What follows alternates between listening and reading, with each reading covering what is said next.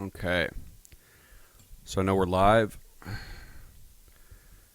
Been trying to kind of just start doing the podcast a little bit after starting the stream, just because it's a little bit easier for me running everything all at once. We did have to start at 8:30, so sorry everyone that is a little bit later, but hopefully you guys had some good time to be able to, kind of get everything done and just now relaxing a little bit, depending on what time it is in the country.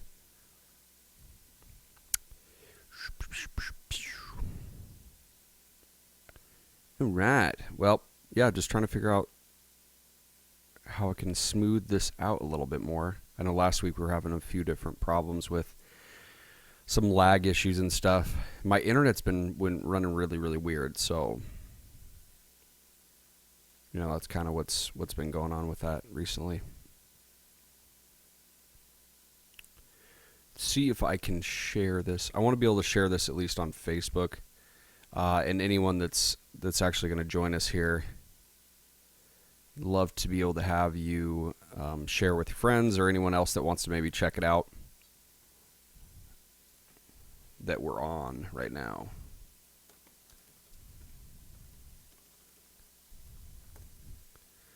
No.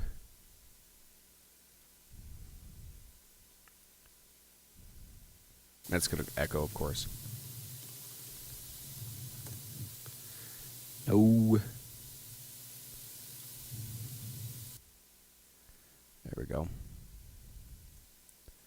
Bop, bop, ba-dop, bop. And then we'll start the podcast and get that going so it's all professional.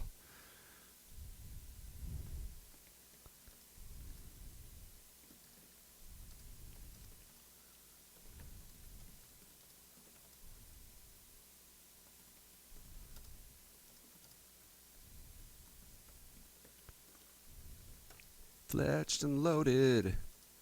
I like making up words in my songs. I can't spell either. If you want to. It just didn't. I was sharing it on Facebook and nothing. It just wasn't even typing what I was typing.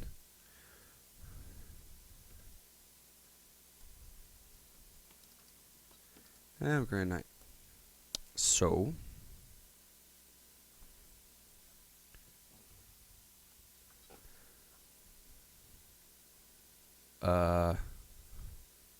Come on, yo. Having issues on the computer.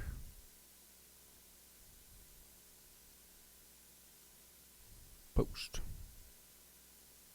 So maybe we'll get a few different people in, be able to hang out with us here. We'll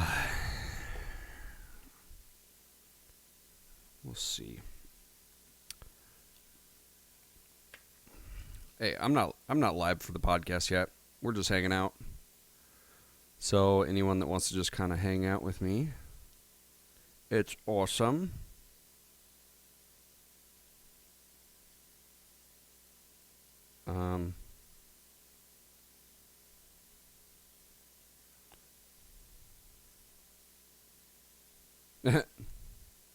Watched Krampus last night. That was a fun movie.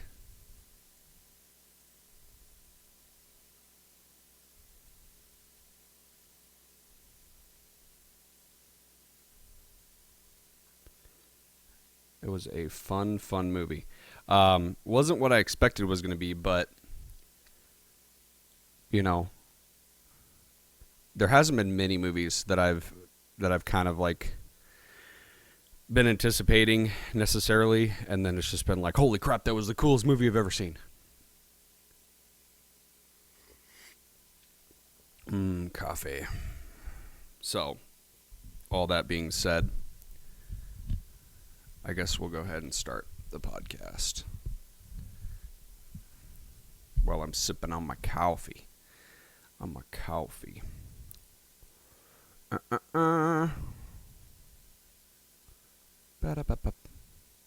it looks like the stream is working good. It has good health. Let's take a little video for everyone on Instagram so I can at least post that. No, that's not what I was doing. There we go. Go ahead and flip that around.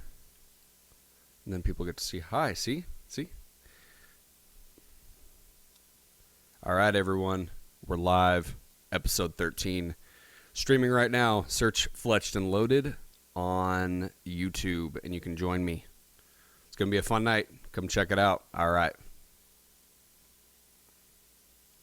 So we gotta at least get the word out to some people.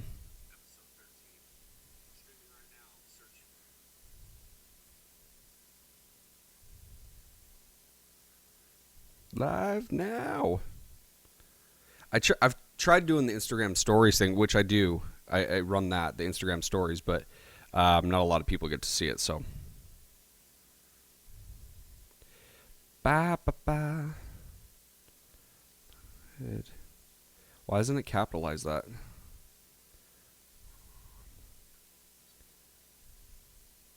Oh, what? Now my input is just terrible? My quality just went all the way downhill.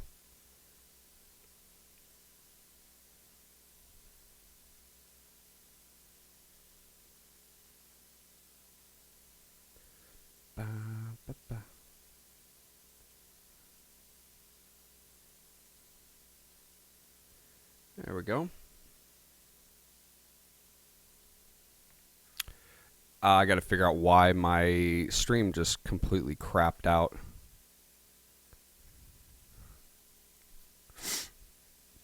Let's see.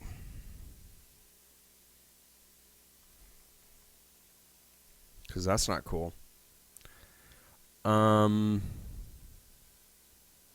Let's restart the stream, I guess. Because, what, it doesn't want to show that it's doing okay now? You just want to be terrible? Is that what you're doing?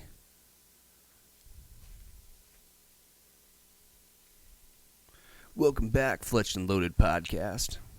It's not receiving enough video to maintain smooth streaming, such as viewers will experience buffering. Why? I have enough going on. Very, very strange. Well, hopefully that all smooths out for you guys. But I can't do much about it right now because I need to start the podcast. Let's try it. I'm going to restart the stream. No, there we go. Yeah, I just updated. Okay, now it's perfect health. It went from the worst health to the best health all of a sudden. All right, so let's go ahead and get this started. Yeah. I'm going to be reading a really cool email too. So excited about that. All right, guys. Let's roll.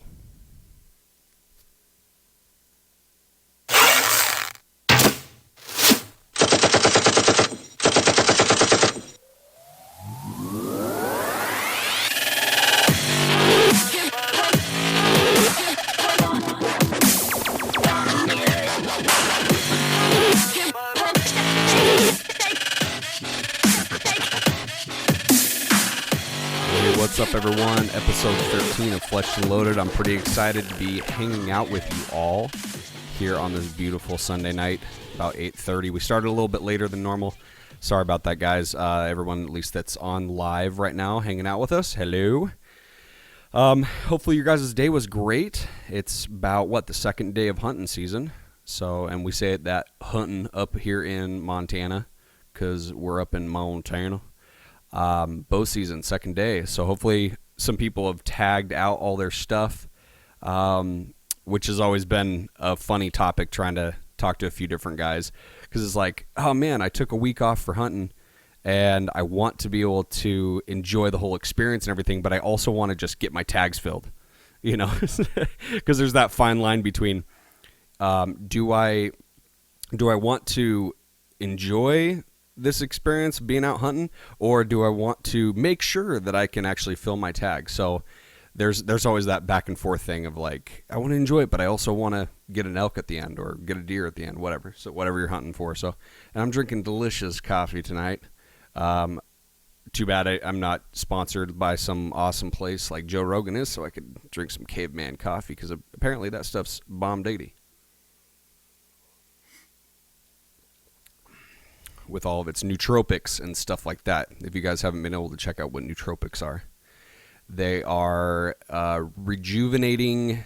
It's a rejuvenating type chemical that reacts with your body and your brain and actually helps stimulate and waken up a lot of nerve endings and such like that. At least that's what I've been able to understand from all the research and stuff like that. But yeah, anyways, hopefully your guys' day has been awesome. Labor Day weekend. Hopefully everyone has tomorrow off as well. I do, and I'm so excited to be able to have one extra day off. I felt like it was Monday actually today for some reason. We went out shooting, and I was talking to the wife, and I was just like, dang, okay, well, you know, what are we going to plan for the week and all this stuff? And I was like, oh yeah, I got another day. I don't have to worry about like getting right back into work week right away. So that was pretty nice. Yeah, we did get to go out though. You know, like I've said in previous podcasts, super jealous of all my friends and everyone that are able to go out and go hunting this year. Man, I wish I had my tags and I had my bow stamp and stuff. I just feel like there's like a waterfall of stuff hitting me right now. So many things I got to do, so many things I got to get done and everything. But here soon, I'm hoping actually to be able to get all my stuff done, be able to get my bow stamp and everything, because I can already go hunt with rifle and all that, and that's a blast too. But you know, being how addicted I am to archery, I want to be able to get my stamp and go out and shoot something with my bow as well. So I will take you guys along with me through that process. And honestly, that was the cool thing about starting this whole podcast was, you know, it's something that I know I'm completely addicted to is really both archery and firearms. But it's also topics that I'm always ever growing on, and you know, I'm trying to learn more and more every day. And you know, even the experts out there, they go, you know, you never really stop learning. So it's one of those things, you know, a few different people, if you guys haven't heard me say this before, you know, like Joe Rogan, Kevin Smith, a couple different guys that I really look up to as far as at least their work ethic and as far as their podcast stuff that they put out. Those guys work like mules, man. They've always stated, I know especially Kevin Smith, he said a lot, is, you know, if you want to become somewhat of an expert on something that you aren't, start a podcast. Especially starting a podcast on that exact topic. And so being that archery is something that I absolutely love to do, I was like, man, I also like conversing and breaking apart things and talking about stuff, you know, and getting really fun people to talk to about that, especially people that know a lot more about things than I do. Then I'm all game for starting a podcast. And I don't know about you guys, but I learned about podcasting back when I was in like, I think I was just graduating or maybe a year out of high school. So like, cause I graduated in 2005. So, you know, 2006 or so. And I know it had already been going for years by then, but you know, what I heard about podcasting was actually like, dude, it's like a radio show. You can, you know, you can put a bunch of stuff together.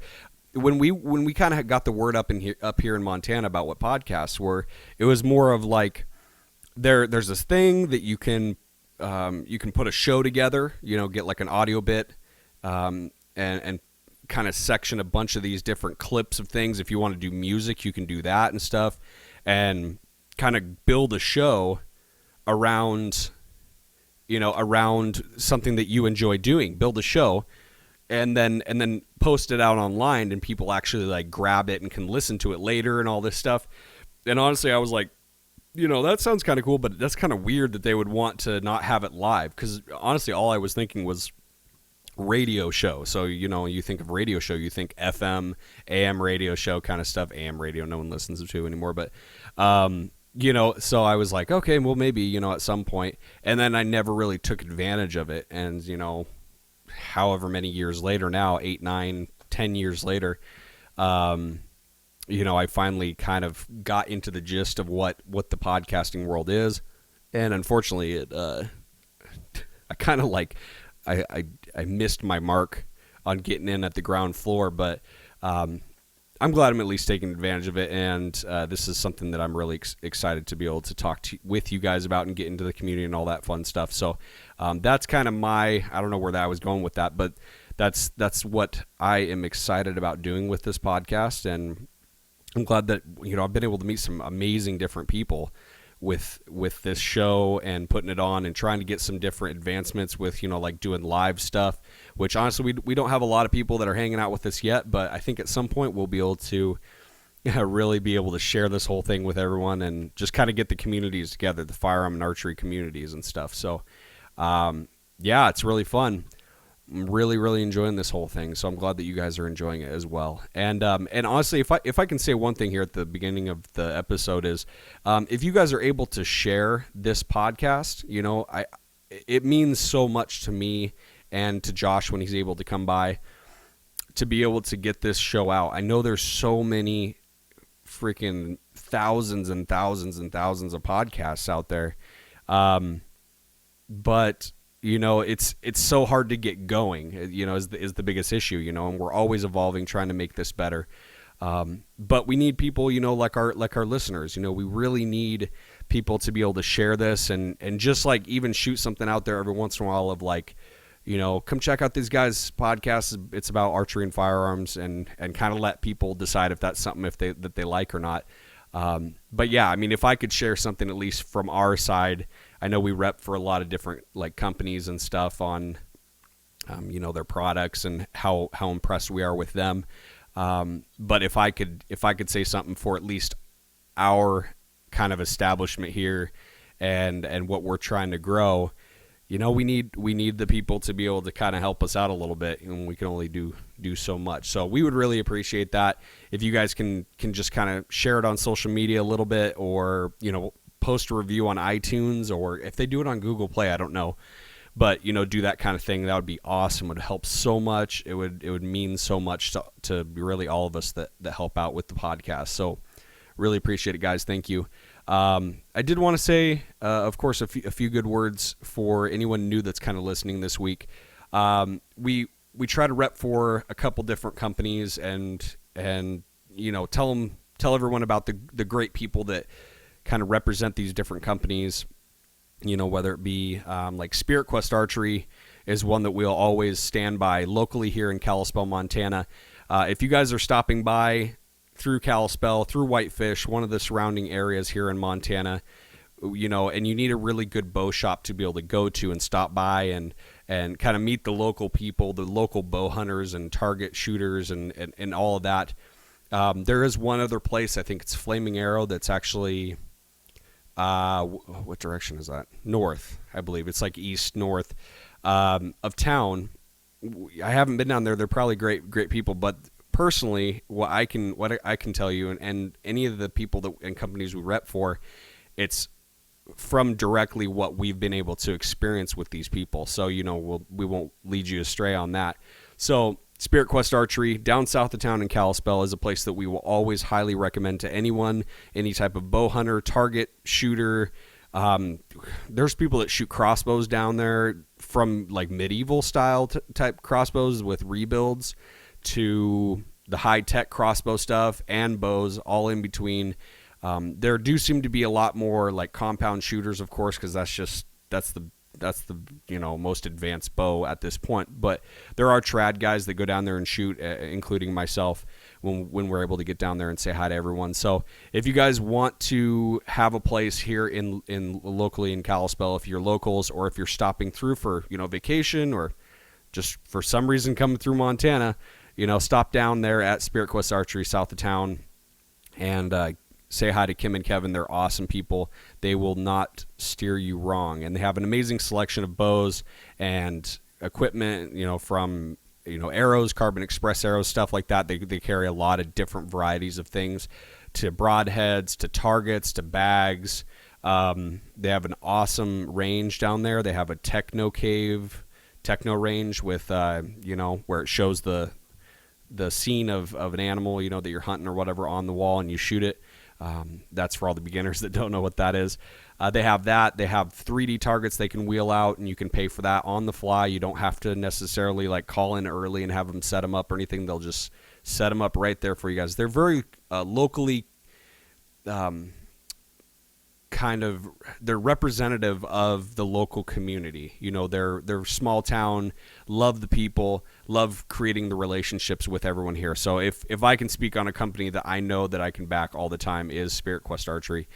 So go stop by over there and say hi to them and let them know that we sent you. So them and Black Eagle Arrows, we love you guys down at their Black Eagle Arrows. If you guys are looking to maybe switch over to a new type of arrow, or I don't know, you've always heard about Black Eagle Arrows, or you've seen someone wear a hat or a shirt, or heard my jabbering mouth talk about it enough times that you just want to check it out, write them an email if you're interested, or hit them up on Instagram. I've actually talked to them on Instagram a few times, and they're very, very nice, and they'll get you all squared away if there's something specific you're looking for, whether it be like a target style arrow, the smaller diameters, or if you need line cutters.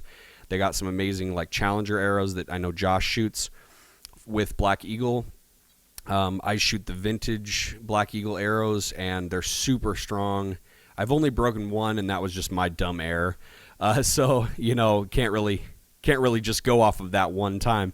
But they have so many different varieties of arrows, and their customer service is great. They'll get you squared away with whatever you need. Their tolerances are great. They really take a solid pride in what they do. And that's one of the biggest things that I love about a company like that. And like I've told on, I believe it was like the second episode of this show, when I was looking for new arrows, I didn't know if I wanted to switch over to Black Eagle arrows or not. And so I actually had sent them an email of, here, this is my bow, the style I shoot, all this stuff. What would be a good fit for your specific company's arrows, according to spine strength and tolerance and all this stuff. What do you guys offer? And I actually got an email back from the president of the company, and he was letting me know, hey, this is some really great arrows that we do and all this stuff. And there's just something to say about someone in a position of like a CEO, CFO, president kind of position that will actually personally get back to a customer, especially a new customer like me, and just help out with everyday things. They're not too high on their horses that they're, kind of just, yelling down at their crew and saying, why aren't you doing this? Get it done faster. They really engage with the community and try to do the best that they can. So I have to tip my hat to them, and excuse me, and recommend anyone that's looking for some new stuff to try out. If you just want to try some of their arrows and stuff, get a hold of them. And they sell a bunch of different stuff, so they can always help you out down there, and it's a great product. Last but not least, of course, is Spec Train NC. We love talking about these guys, Dan and Chris. They love being able to train with firearms. They're extremely careful, safe, and the drills that they run down there it's just squeaky clean.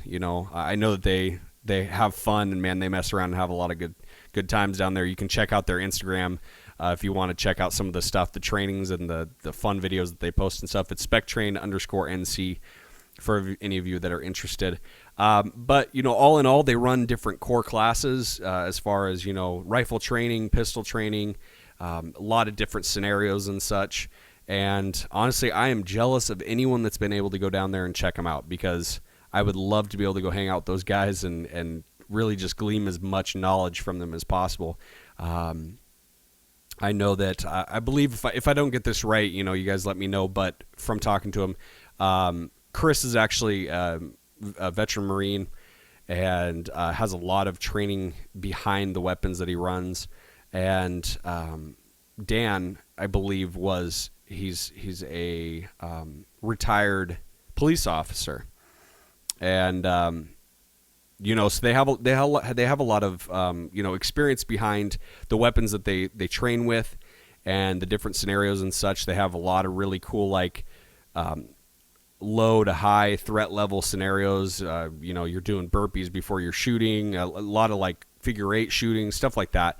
And they're always posting really crazy cool stuff. Proud of those guys, man. They started out, when I met them, they had, I don't even know, maybe 2,000 followers or something like that on Instagram, just from the fact that they post amazing different content and amazing different training videos and such.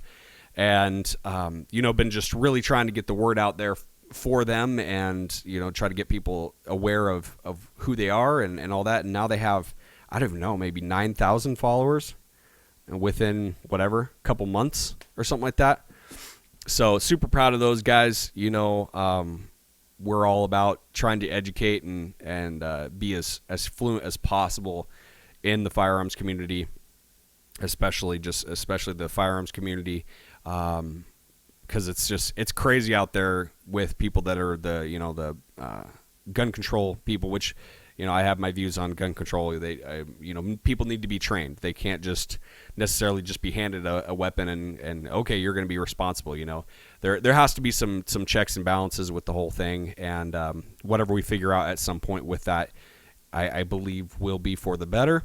But any type of training and guys and girls that you can get a hold of, or companies that will really work with you on this kind of stuff, it's never going to hurt to be able to have that. So we love you guys down there at SpecTrain NC. Go check them out on Instagram and on Facebook. I don't know if they have a Twitter. I believe so. It's probably still SpecTrain NC, and see what they got going on. Great guys. So thank you guys down there.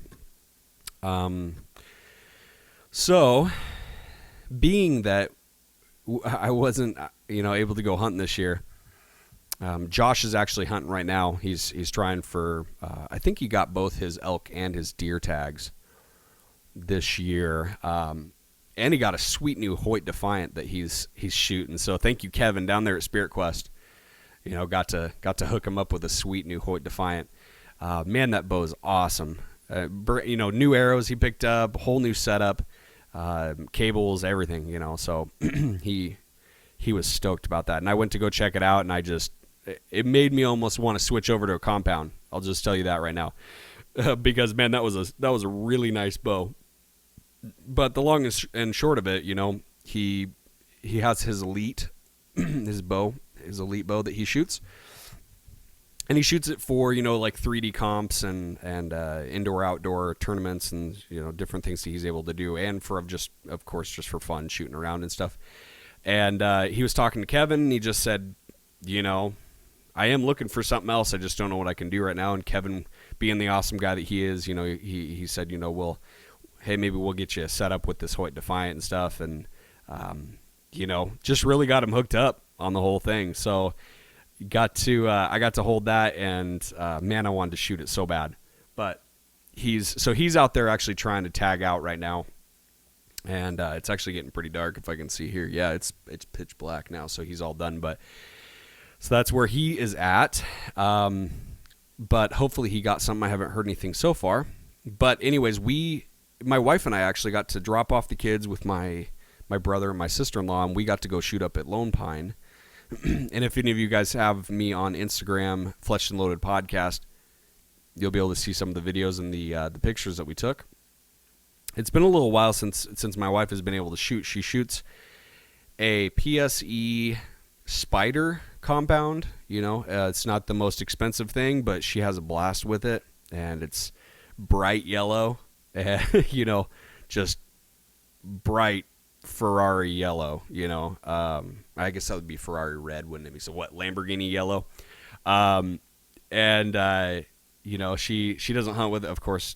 Doesn't hunt. It's a lower poundage bow, and she has a blast shooting it. But we haven't been able to go out much, of course, with having the baby, and so she got to actually go out with me today, and like I said, dropped the kids off, and her and I just went out and had a great time.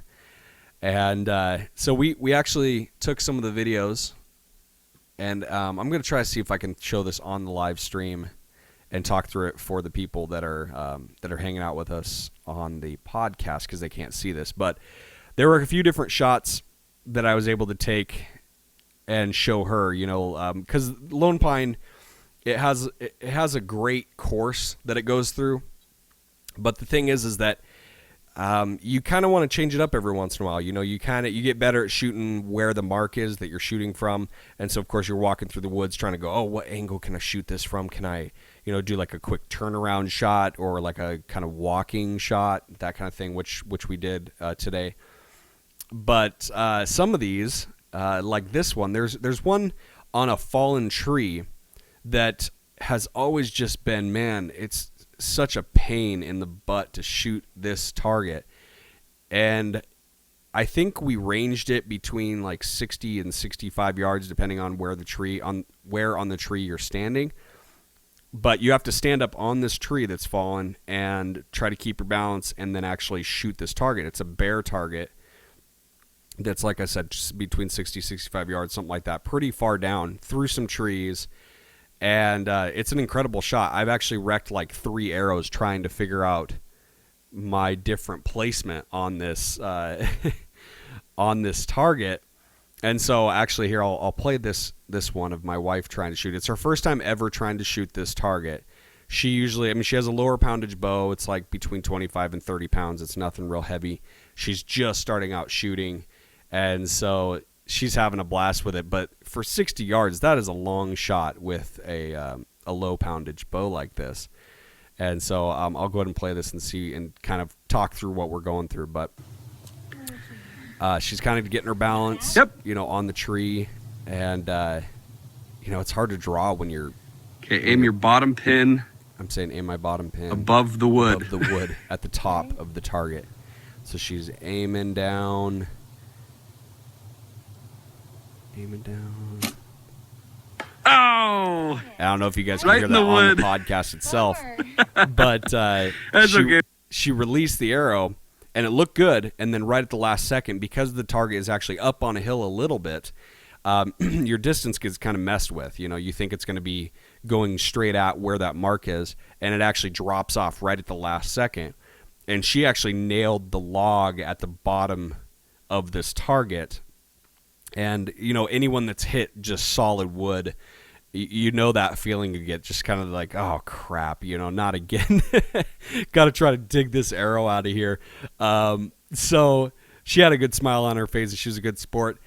Going on after that, and I'll show this other video,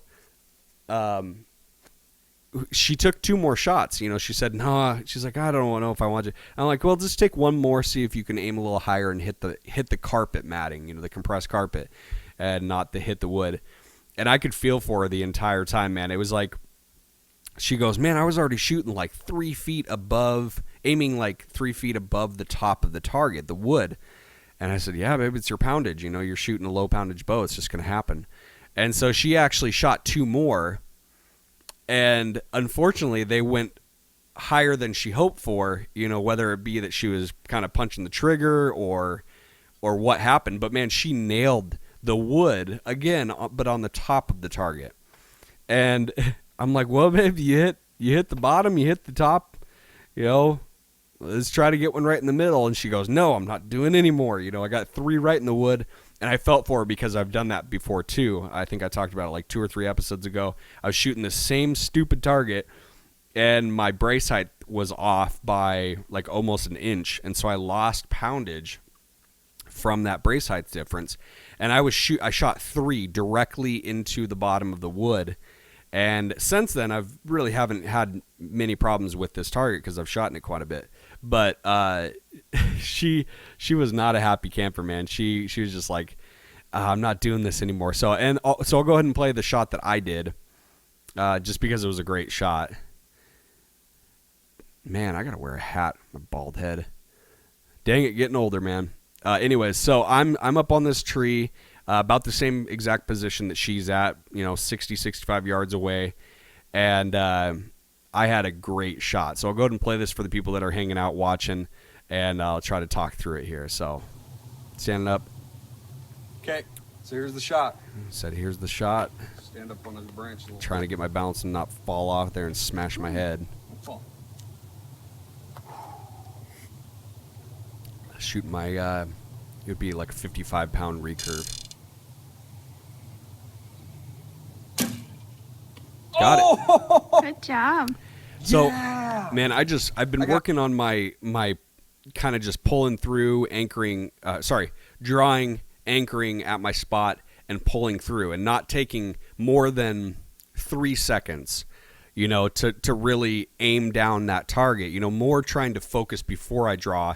I know I've talked about this endlessly on this podcast, but I've been trying to work on that more because I get inside my own head. I'm an analyzer. I analyze everything. How can I make this better mathematically? Like by this angle and all this stuff. And I've found that if I am able to get my first perspective of the target and the angle at which I'm aiming as best as possible quickly, I actually have better success. So, anyways, I shot this target for the people that didn't get to watch it, and I hit it directly in the red zone, which is, you'll see on this next video, we had some. This is the results of our shooting of that target. Okay, I so got that middle 4. one on the line right there is the first shot that I did that we the filmed. first shot was right in the middle. And then the other ones were a This is little all right. over the place. And then the other ones But- were in line, but they were high and Poor low baby. from there. But they're on the carpet. You did good, babe. And the wife shot got the the wood? log at the bottom. And then 2 right up here in the wood. And then First time 2 shooting right it in the though, wood it's a at the hard top. shot. It's way back there. Yeah. Up on that log that's So that's if you're falling able to down. actually watch the video, it's on my Instagram, and it'll be down there. Or watch the YouTube stream of this. You'll be able to see those shots that I, the video that I took of those shots that we did. So yeah, did that. There's another shot in there of a target that is kind of a pain in the butt that you guys can check out if you'd like to. It's a downhill shot it used to be some turkeys when it was turkey season coming up, but they changed it for actually a mountain lion, which is pretty fun to shoot. But it's about, I don't know, 36 yards or something down, and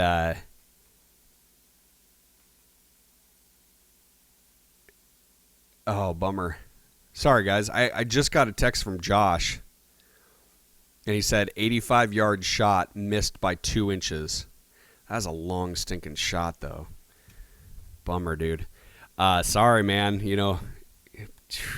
I don't know what to say. That's a long shot, though. 85 yards is a long shot at whatever. He didn't say if it was a deer or an elk, but so yeah, there's an update at least from Mr. Josh Williams himself. Anyways. So yeah, we did get to shoot this other target. You guys can go check it out on my Instagram. It's at the top right now. I put about 3 different videos of this next shot that we do.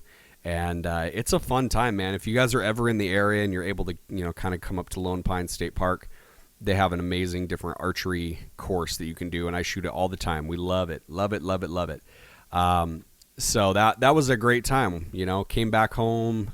Felt like we needed some dinner at that point because we worked up our appetite. You know how you kind of sit around for the weekend, and if you don't have much going on, and you go, man, I don't deserve this deliciousness that I'm eating or whatever. Yeah, we got done. We were like, man, I need some food now. So we enjoyed the day. We had such a great time being able to go out shoot together. We don't get to do that much anymore, just because of the fact that we got kids, and sometimes it's hard to just go up and kind of be with your significant other.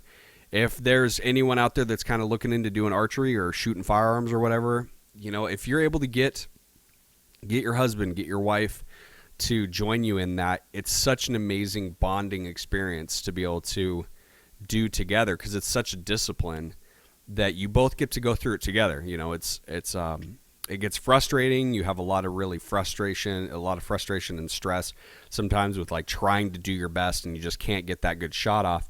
And then you get to enjoy like the really cool, celebration type moments with, hitting a Robin Hood or whatever it might be for you. So I encourage any couple that wants to go out and actually, pick up a bow, pick up some guns and stuff, or go out with some people that have done that and they have some equipment.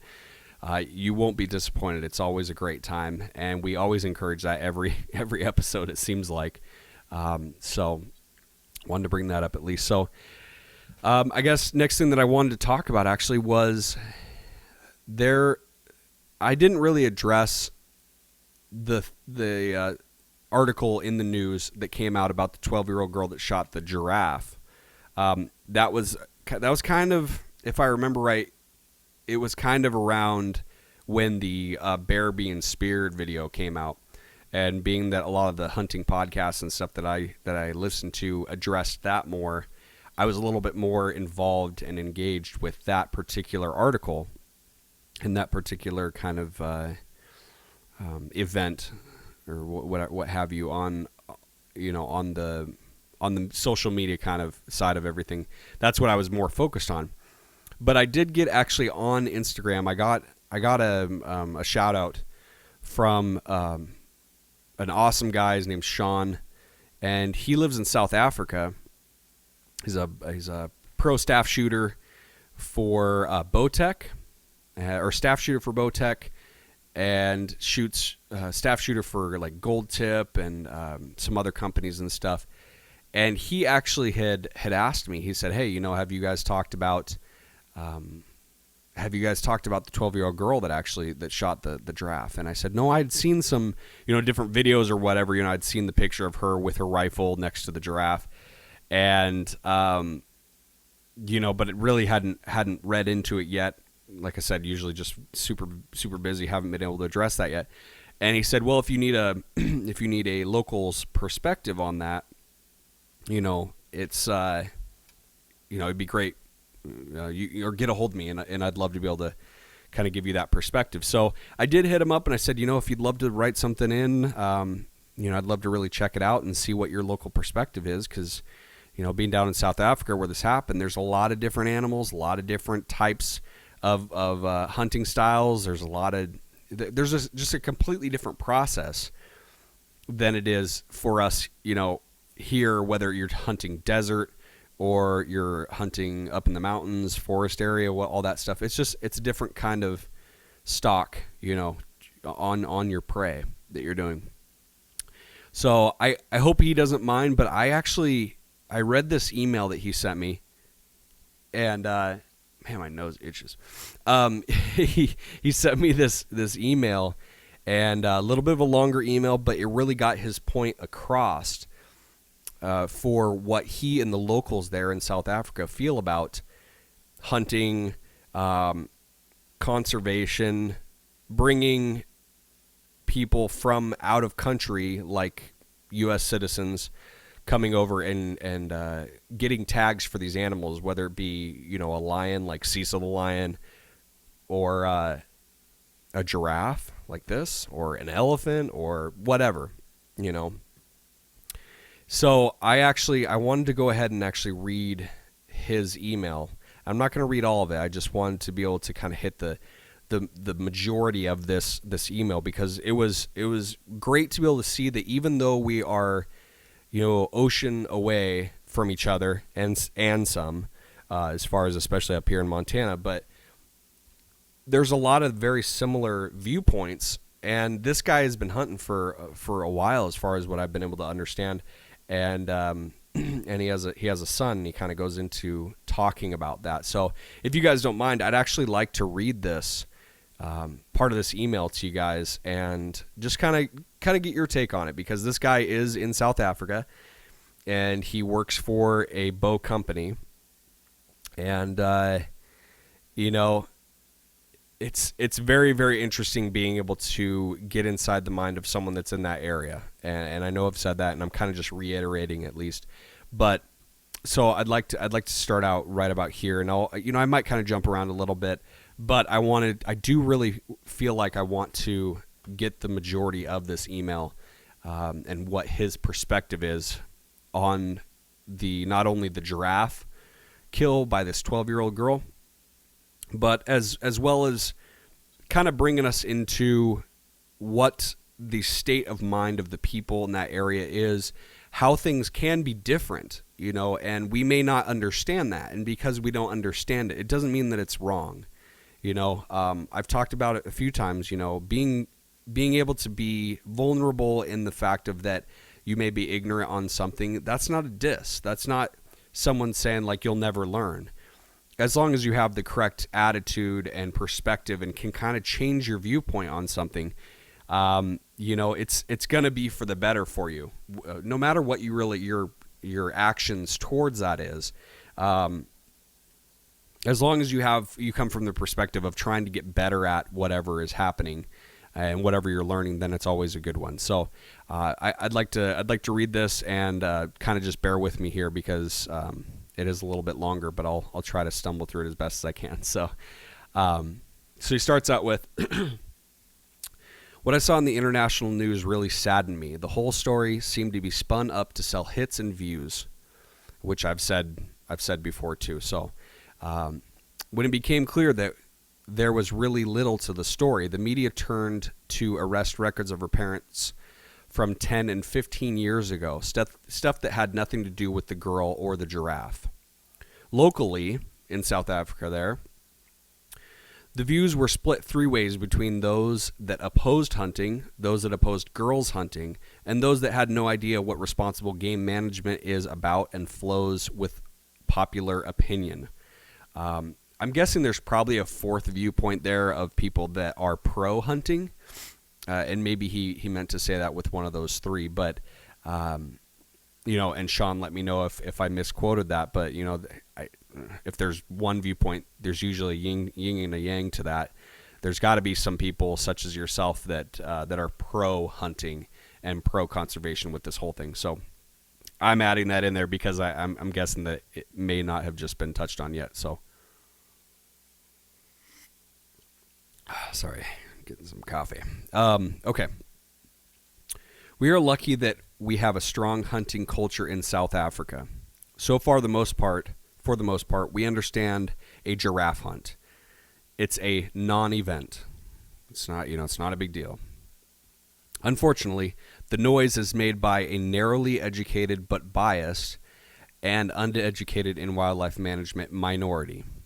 They have a voice on radio, TV, and social media, and influence and a broad audience that has no opinion because they are loud. This might be a bit convoluted, but I think you will get the gist. In South Africa, a really big section of all hunting is in fenced-up areas. Foreigners that hunt here think that it's ridiculous, that there's no challenge, that it's not ethical, and above all, that it's easy. They are generally wrong. Stalking African game is never, ever easy. Even in a small game farm, you need to pit yourself against animals that have evolved to invade crocodiles, lions, hyenas, jackals, leopards, cheetahs, and the most effective hunter in the world, wild dogs, which is actually one that I personally hadn't even thought about, was the whole wild dogs thing. I totally forgot about it, but I've seen on like Amazing Race and stuff. This is me. This isn't the email. Like on the Amazing Race and stuff like that. Wild dogs, man, they're crazy. They're crazy, So going on now with the email.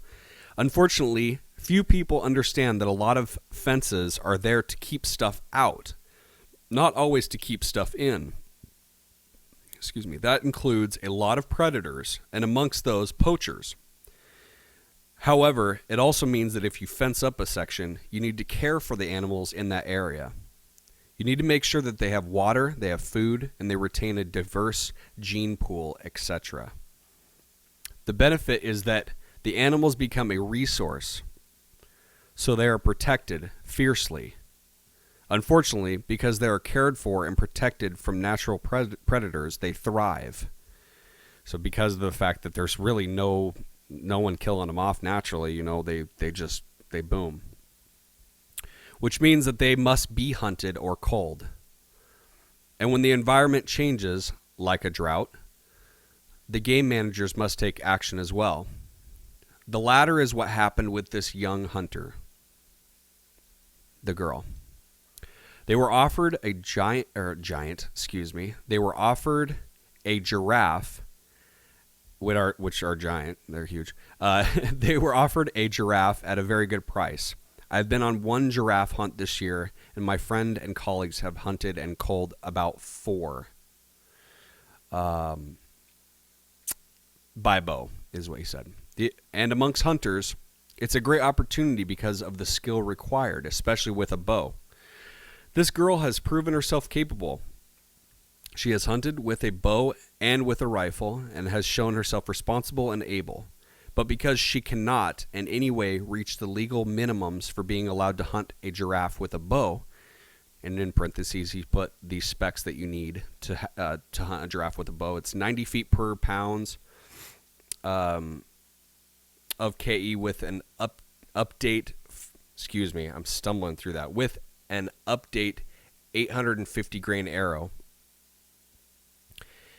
So because she couldn't meet those requirements, a rifle had to be used, which is easier but not simple. Definitely not simple. She could have, in quotes, cheated and tried with a bow first, shoot for glory and a good story. But instead, she decided to stay inside the legal barriers and hunt with a rifle. She took the responsible and ethical path, which I agree. She is not a local, so she again had a guide and spotted with her. The responsible thing to do. And please understand, I do not know her. I am commenting on her actions prior to taking the shot, not commenting on the person. And going on here. If you look at the various comments, some things come up the whole time. If you shoot it, you must eat it. Who eats giraffe? Well, everyone in South Africa, actually. They may not know it, though. Lots of game meat, including giraffe and zebra, is worked into meat products sold at local supermarkets. It's actually quite good meat, he says. Another one that comes up, a comment, is girls at her age should be playing with dolls, not guns. I have to wonder why. If you grew up on the farm, you learned to handle a firearm at a very early age, which of course is me saying here, which of course is true in the States. You know, a lot of farmers, a lot of ranchers. So yeah, you learn to handle a firearm at a very early age. Going on, it's required defense of yourself, your family, and the livestock. You slaughter, process meat, and process skins and bones. It's part of life. It's necessary. Some days it's chickens, some days it's cows, goats, or sheep, and some days it's wild game. There's no difference except that a cow takes a morning and a giraffe takes 2 days. Why are we taking responsibility away from our kids? Why are we not teaching them anymore? Surely she does play with dolls as well, but there's no reason she should not, from a very young age, understand safety and responsibility. Learn that food doesn't come in plastic wrappers from a convenience store or a supermarket, and that if you don't take care of your whole environment, then there will not be one available for you in the future. And I love that he put that in, because that clues in so accurately that he is a hunter. So many people think that hunters are just out there to just kill things. They don't care about the animal. There's countless different videos that you can go out there and check out.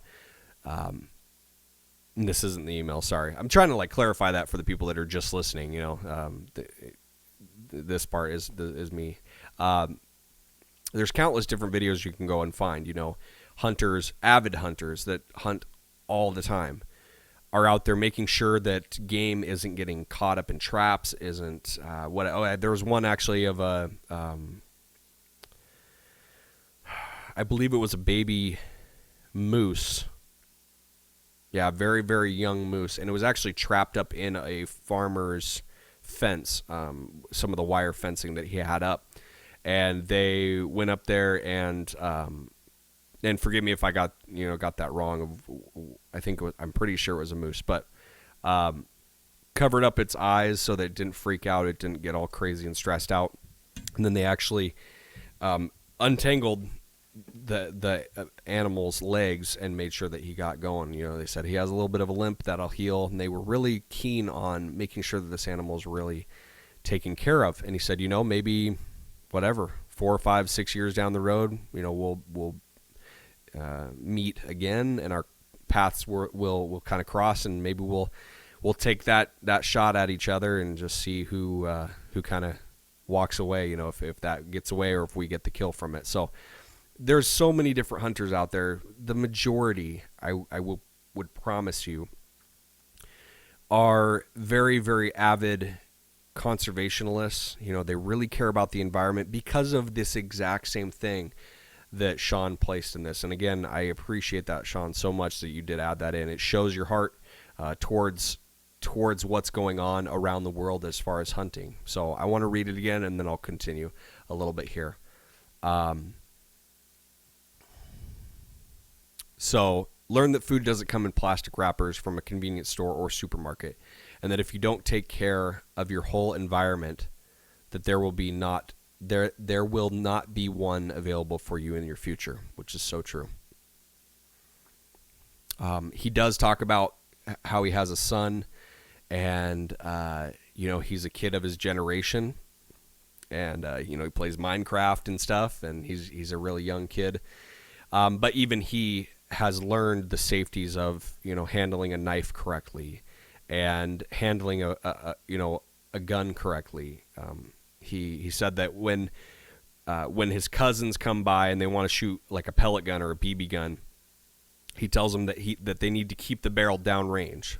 So even at his age, I believe it was 7, he's aware of these safety issues. He's aware of the fact that it's not a toy, that it can seriously harm or kill someone. And so, there's so many different hunters out there and people that just care about being responsible with nature, being responsible with the process that goes into hunting, and teaching your kids what, where food comes from and what you need to do responsibly. So I'll go ahead and continue here, and it's right here at the end. So almost done. As hunters, we are our own worst enemies. In marketing, we have a saying, perception is truth. For the most part, every person will perceive something to be the truth, regardless of what logic or facts say. The problem is that we allow the general public to build a perceived truth, about what we do and how we do it. Cecil the Lion, no local Zimbabwean understood the uproar of Cecil the Lion. Lions are killed because they are a threat, period. The lions do not make a distinction between a goat or a child. This giraffe, the people that understand don't even blink an eye. It's a natural state of things. It has to happen. Real lions are Scar, not the Lion King. Yeah, so he's saying not, that's not how it goes. Real bears are not Baloo and Paddington, which is funny because I actually said that last week. It's like, not last week, the Under Armour episode where I was talking about the spear video. I was like, don't mess with him. That's Baloo, and no one wants to kill their favorite Disney character. He says, real bears are not Baloo and Paddington. And more importantly, any animal that is hunted or culled or poached is part of the whole ecosystem. Which I got to add in there. Of course, poaching is terrible, but I understand that, even that's a part of the ecosystem, the kind of the cheaters of the whole thing. Cheaters, they're not doing it legally, correct. It's not helping the community. But as far as what I've heard from other people that have been in like South Africa areas and stuff like that have encountered poachers, there's a few different types. There's poachers that are out there to kill and get the goods for sale. And then there's the poachers that apparently, and again, I'm just completely talking from hearing people in those areas that have hunted in those areas. The other type of poacher, quote unquote, is someone that is literally just starving. They have a kind of a makeshift rifle, and they go out there and they're poaching to kind of feed themselves, feed their families and stuff. Again, I have no idea what it's like down in those areas, so I can't really back that up. But just to get the information out there to people that are trying to get their minds around this concept of what it's like in these areas. So he says, those are all part of the whole ecosystem. They do not exist as an island, even as being portrayed that way by the media and activists. The giraffe can be culled and benefited from, or it can be starved, fall to the ground as it gets weaker, and start being eaten alive by predators, benefiting only the predators. The unfortunate part is that every farm that has 7 or 8 or 10 giraffes is the reason why our South African giraffe population is booming. If it becomes impossible to hunt or cull, it will be too difficult to host them and too difficult and costly to manage, and nobody will want them. Nobody will buy them. Nobody will breed them. And in 50 years, our wildlife would consist of cows and sheep. Same for lions, zebras, and pretty much any other wildlife you can care to name. And then he ends there. He did kind of talk about some different like stats on or statistics, excuse me, on the giraffe, and trying to figure out. Let me see here. Why the giraffe at all is all challenge. Yeah, so he was mentioning, and I haven't looked this up. I'm just going off of his numbers, which, you know, if he's in this community and stuff, he's probably not messing with too many of us. But he had said that, you know, a giraffe, you know, people don't have. If you go out and kill one of these things, it has to be shared. It has to be shared with the community, which is great. But, you know, people say, oh, no one eats giraffe. No, you know, why this? Why did you kill giraffes? Why?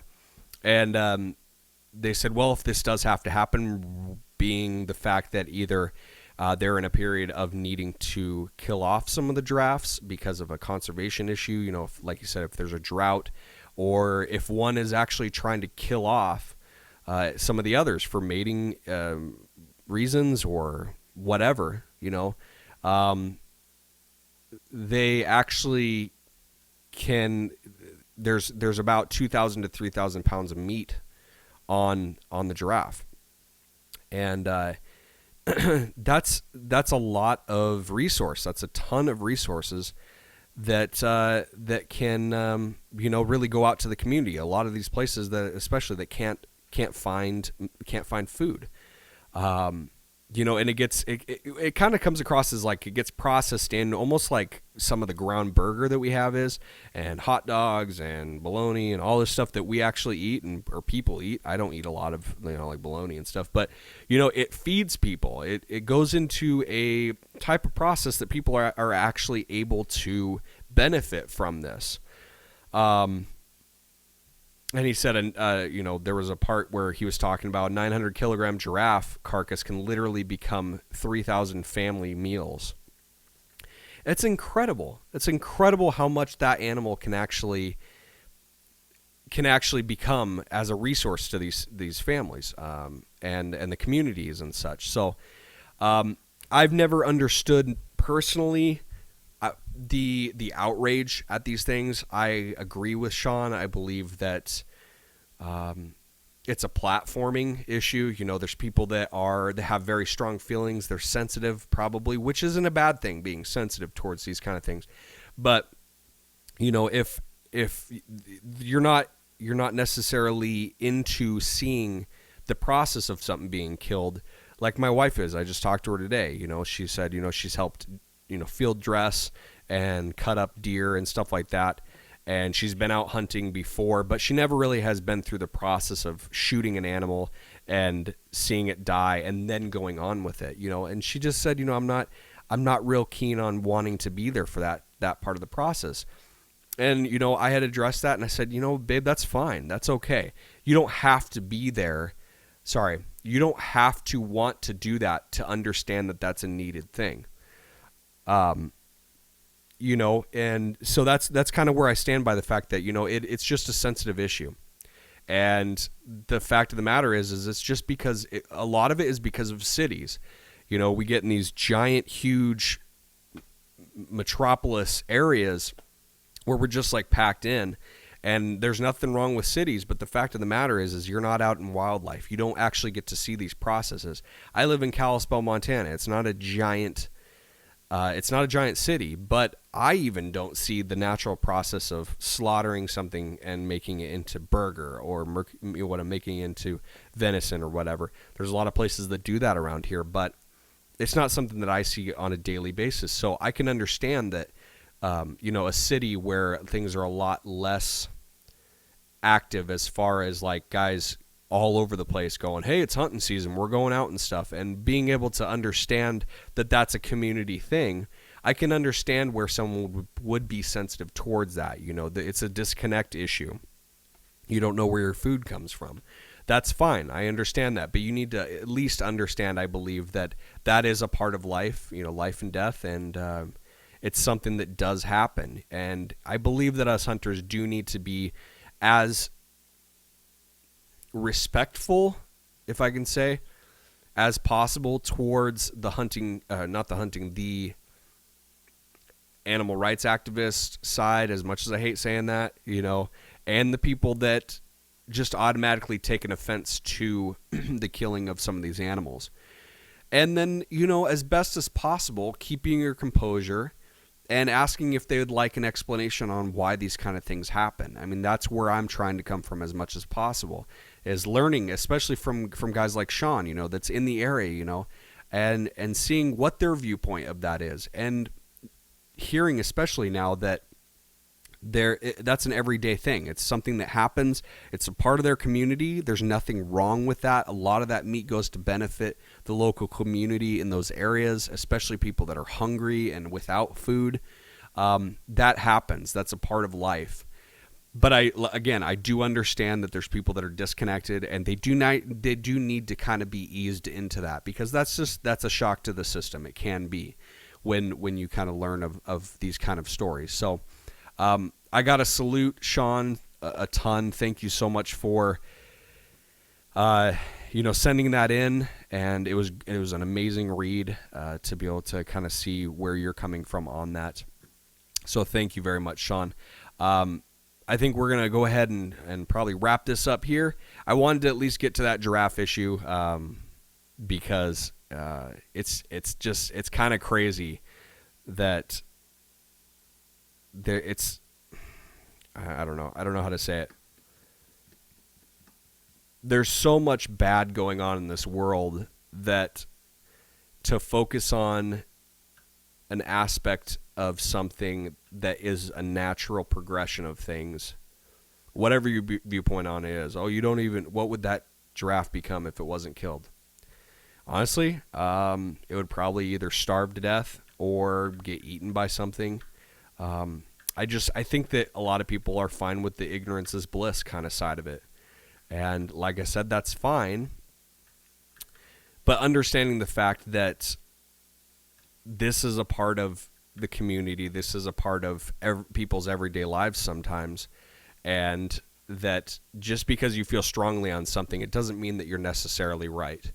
So I urge anyone that's kind of anti-hunting or anything like that to maybe try to understand from the hunter side that we're not all just a bunch of redneck guys that just want to go shoot anything that moves, but that we do care about the conservation side of it, and actually hoping that these animals thrive and they do breed and actually become a higher population within reason as much as possible. So that's all I had to say about that. And again, thank you so much, Sean, for the email. Really appreciate it, man. And hope to hear from you again at some point. So we love having people write in and all that stuff. Excuse me. So I think I'm gonna go ahead and end this off here. I guess one more thing to kind of hit the firearm side of the whole thing. Kind of switching up gears here real quick, but I did actually get to go and check out that M&P 1522 this weekend. I went to Cabela's. I actually went to a local place here too called Sportsman and got to see one, and then I checked out pricing and stuff at Cabela's as well. And I am so sold on getting one of those things that I need someone to just send me the money. I just need some of the money. No, I'm gonna work really hard and try to get that tag down and be able to go enjoy that gun. But that's a fun little gun. It pulls up real nice. I don't know. I talked about it a bunch last week. So if you guys want to check out that a little bit more, then go check out last week's episode. But I did want to share with you guys that at least I did get to go check it out. Hoping to get it at some point because it'd be fun to be able to go take out. I don't know. You could use it gopher hunting and whatever you want to go shoot. Run some drills and stuff. Kind of get used to transitioning maybe to like an AR-15 style. But yeah, I did get to shoot that, and I finally did, after like 6 months of wanting to, 6, 7, 8 months, I don't know how long it's been now, but I did get to shoot a Bear Montana longbow. Woohoo! You know, super excited about that. The thing shot like a dream, man. I've only shot like a few different longbows, and that thing was so stinking small looking, and it was 50 pounds, and I just couldn't believe how smooth the draw and release was on that thing. And I'm trying to remember the two guys that helped me down there, younger guys. Dalton and Billy, I think, are the two guys that I got to talk to and stuff at Cabela's here in Kalispell. If you guys get a chance to listen to this, thank you guys for helping me out with that, with stringing it up and kind of getting me on the range down there to check it out. And I'm guessing they don't have many trad guys going there shooting, because they were like, okay, well, what do you need? You know, let's see if we can string this up, and, you know, kind of had to walk them through a little bit on that. But, you know, they did great. They did good. I was proud of those guys. So yeah, I got to shoot that. I'm saving up for that as well. I need like $1,000 to just buy some of this stuff I want to buy. But that's kind of the case for all of us, isn't it? So, you know, that's how life goes. Work hard and play harder, I guess. So yeah, I just wanted to thank everyone for hanging out. Go ahead and follow us on Instagram, Fletched and Loaded Podcast. YouTube, just search Fletched and Loaded. We got our channel there with all these awesome videos and any of the fun shots that we've done out there at Lone Pine or at a shoot or whatever that we've been able to kind of post up there for you guys. Check us out, Twitter, Fletched and Loaded. And then check us out on Facebook. You can search me, Tony Gershon, Groshong is my last name, Gershon. And Josh Williams on Instagram is Inked Up Josh. And then Josh Williams on Facebook. I don't think he has a Twitter or anything like that. So sorry, ladies and guys. Ladies, you can't find him there, but you can find him on Instagram or on Facebook. So again, I really appreciate you guys hanging out with me and kind of letting me ramble about that stuff regarding kind of the giraffe things and all that good stuff. I hope the best for everyone, all the hunters that are continuing their hunt to get and fill their tags. And we love you guys out there. Stay safe, no accidents. Take things easy if you need to. Don't rush through it. And yeah, we really appreciate it, guys. Thank you for hanging in there. Please, if you can, share this and write a review on iTunes. That helps us a ton to be able to get this listed as a higher on the list podcast. And like I said, share us on social media, and hopefully your friends and other people that you know can check it out and they enjoy it as well. And we'll continue with this and send in some fun questions, some fun stories if you'd like to. And yeah, we love being able to hang out with you guys. So thank you so much, and hopefully you guys have a great week coming up here. Great Labor Day, and stay safe out there, guys. And in the meantime, go ahead and continue to shoot straight, everyone. All right, bye. And we're out on the podcast, but we're live still on YouTube. So thank you, everyone, for hanging out on YouTube on the stream. If you guys want to share this, go ahead and share our channel. And, you know, we would love to have more and more people coming to hang out with us, commenting and letting us know some things that maybe they're interested in that we bring up on the podcast. And, yeah. So really appreciate it, guys. Thank you so much for hanging out. Let us know what you think about this whole thing, and hit us up on some of the social medias, and we'll talk to you guys later. All right, peace.